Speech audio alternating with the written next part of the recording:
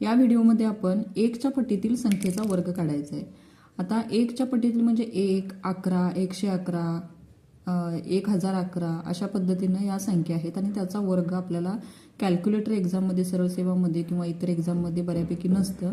अशा वेळी एका मिनिटामध्ये आपण हे कसं सॉल्व्ह करू शकतो बघूया। आता 1चा वर्ग सगळ्यांना माहिती आहे। 1चा वर्ग कसा काढायचा? 1 गुणिले 1 म्हणजेच 1 येतो।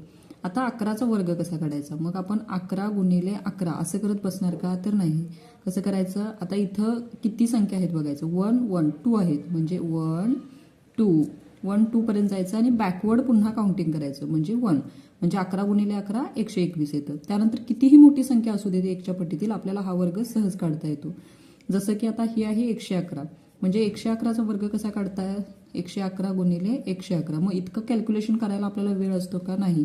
मग अशा वेळी काय करायचं? या संख्या किती आहेत? 1, 2, 3 आहे तसं लिहायचं 1, 2, 3।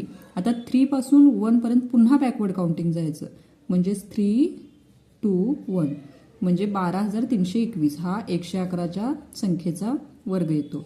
त्यानंतरची संख्या आहे 1011।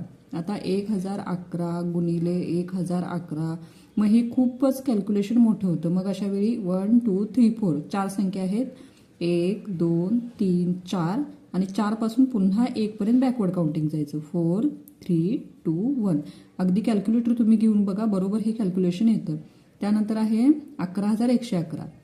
11,111 गुणिले 11,111 इज इक्वल टू आता किती संख्या आहेत? 1, 2, 3, 4, 5 म्हणजेच 1, 2, 3, 4, 5 पर्यंत जायचं आणि पुन्हा 5 पासून 1 पर्यंत बॅकवर्ड काउंटिंग जायचं म्हणजे 5, 4, 3, 2, 1 अशा पद्धतीनं अगदी सोप्या पद्धतीनं एका मिनिटामध्ये आपण 1च्या पटीतील संख्येचा वर्ग काढू शकतो।